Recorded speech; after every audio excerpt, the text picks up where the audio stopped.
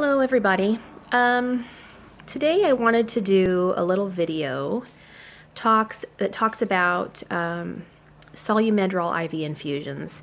As many of you may or may not know, I finally, oh gosh, I'm a mess. After 6 years of doctor after doctor after doctor, test after test after test, and being passed around, finally found myself a doctor who took things seriously, who didn't stop testing until he figured out what was wrong. And as I suspected all along, I do in fact have relapsing remitting MS. So I finally got my diagnosis, which means now I am on the road to starting treatment. I don't know how much you know about MS. There is no cure. There is nothing that makes it ever go away. There's several different kinds. There's CIS, which is like when you've had one clinically isolated syndrome, which is what I was initially diagnosed with. But then I had another vision because I had attack of optic neuritis. So that was my one clinically diagnosable thing that had happened where they could prove that I had damage. And then I was still continuing to have a lot of vision problems. So my MS doctor did another type of vision test that I'd never had done before.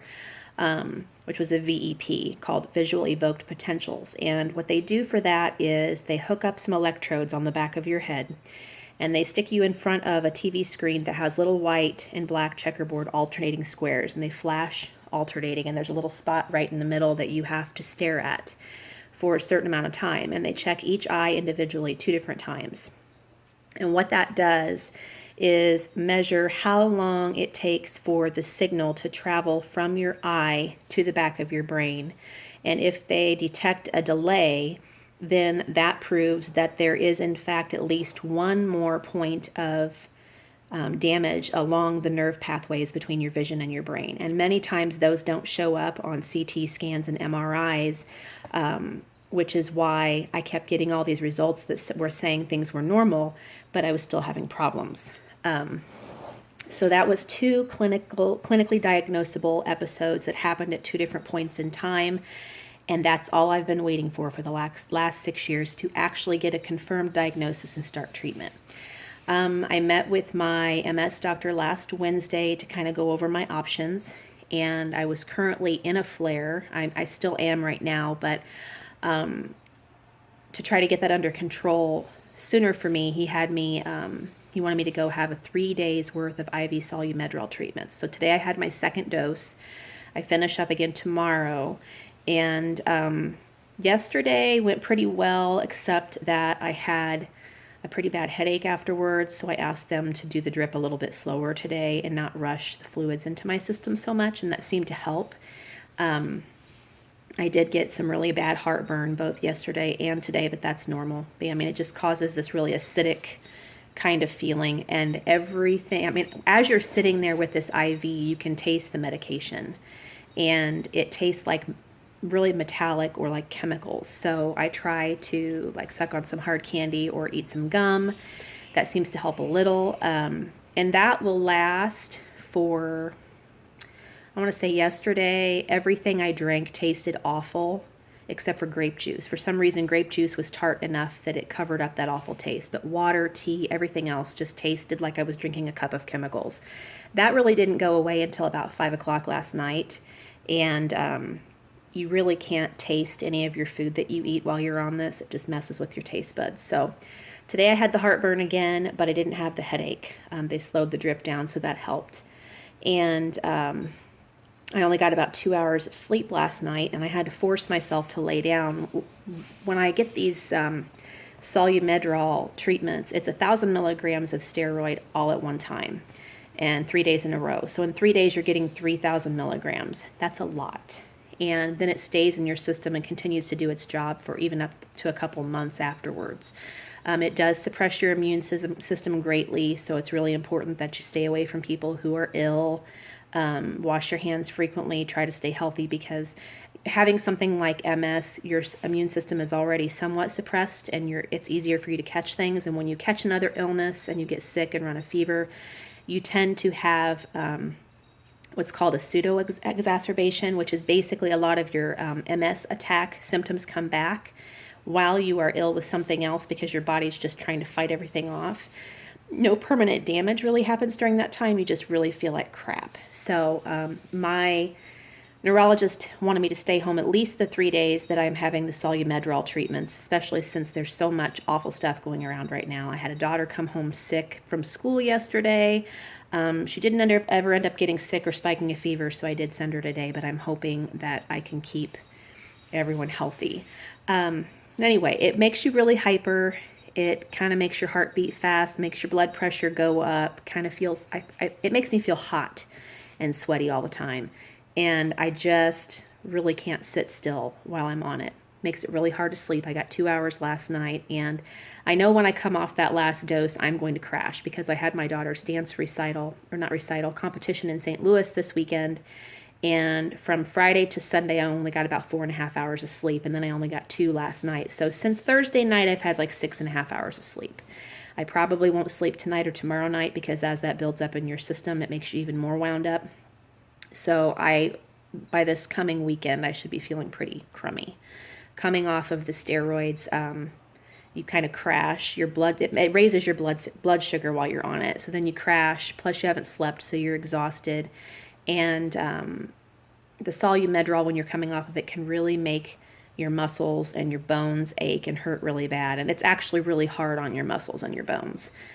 So, you know, if you're somebody that ends up having to take it a lot, you should probably take some calcium supplements to try to combat that because it can cause really bad osteoporosis. Anyway, the medication that my doctor decided we want to try for my disease-modifying medicine is Tecfidera. It is an oral pill that I'll be taking twice a day, once in the morning with breakfast and once in the evening with dinner. I've already gotten a call from Biogen, which is the company that manufactures it. They've sent my prescription to my insurance companies for approval, and it's supposed to be done through Walgreens. They will ship it to me, and I should get a 90-day supply, but I'm supposed to get a call from them when they've run it through the insurance so they can tell me what my copay is. It was quite shocking to hear my doctor tell me that without insurance, 1 year of this medication is a little over $88,000. Which to me is insane. I mean, I don't understand how they can possibly mark that up that much. Who can afford that? What insurance company can afford that? That's just stupid. So Biogen told me that usually insurances pay pretty good on it. I have 2 insurances, so I may not have anything left over. But when Walgreens calls me, she said if it's anything more than 0, for me to have them hold it and to call them. And because I signed up for a trial with them, which basically says they have the right to call me and check and see how I'm doing and progressing and reacting to the medicine while I'm on it, they will write off whatever else is not paid for and give me a 0 copay. So thank the Lord. I should be able to take this medication without it costing me a penny. What I'm told is that for the first 2 weeks, I'll take a half dose at each pill. It'd be 120 milligrams in the morning, 120 milligrams at night for the first 2 weeks, and then I'll go to the normal dosage of 240 twice a day. There are side effects with all the different kinds of MS medications, and everybody reacts differently, so you don't really know what's going to happen. But I've done a lot of research, and I've watched a lot of YouTube videos from others who have taken Tecfidera and kind of documented their progress, and it does seem to be working for a lot of people. One thing we have to be really careful of is if you test positive for the JC virus, which is something I guess some MS people carry, you can't take Tecfidera because it will run a risk of you getting something called PML, which is a deadly brain infection. Doesn't happen very often. When I was talking to Biogen, I think she said they had only ever had 1 reported case of that. But my doctor will be doing lab work on me once every 30 days. They check my liver function because this can kind of be hard on your liver. And they also check my white blood cell count because Tecfidera will severely suppress my immune system, which means it'll be knocking my white blood cell count down. And they have to check it every 30 days to make sure that number is going down, because if it's not, then that means the medicine's not doing its job.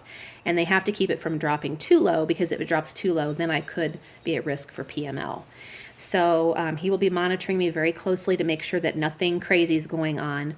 I'm told side effects that are most common are a flushing of the skin within 15 minutes of taking the pill that can last an hour to an hour and a half.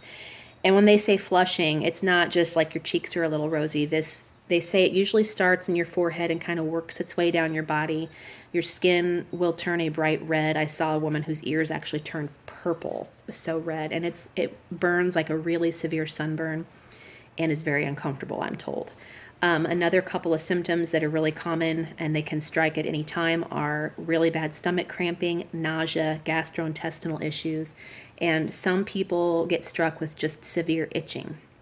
So I tend to react adversely to most medications, which is why I don't even like to take an Advil if I don't want to or if I don't have to. So I'm expecting the worst, hoping for the best, and expecting that I will have some of these symptoms because that's just how things work with me.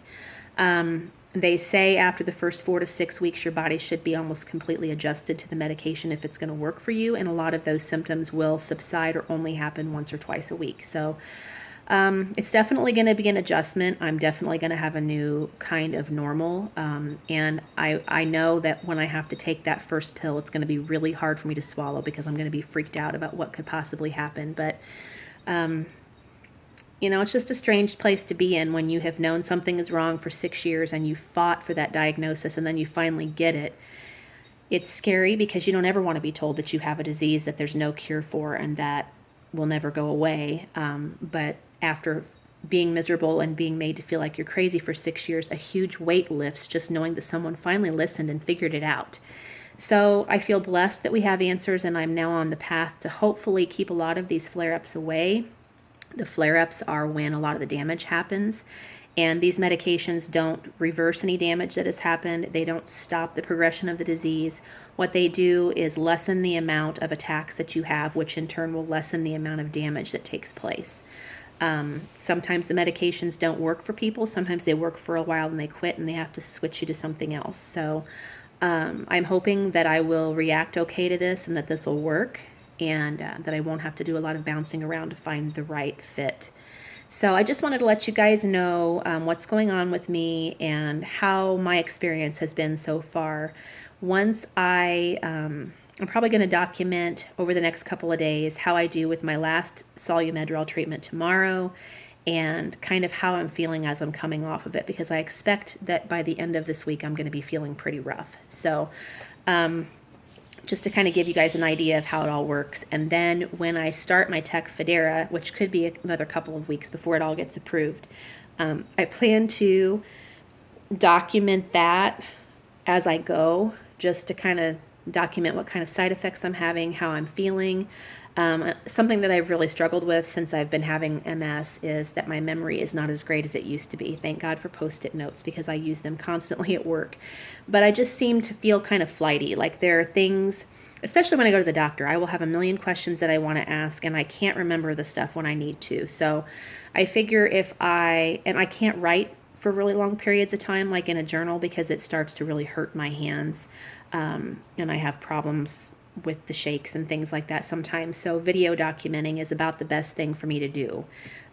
So I plan to do that. That way I have a way to go back and look and see, what day of the week it was when something happened, so that I can share that and keep track of it myself. So I just want to thank everyone who has been so supportive and has sent prayers to me during this whole process. I know some of you have followed my battle to get a diagnosis for years, and you've always been very kind and offered support and help whenever I needed it. So I just want to say thank you, and I will keep you guys posted on how I'm doing, and hopefully I am on a path to feeling better. Have a great day. Bye.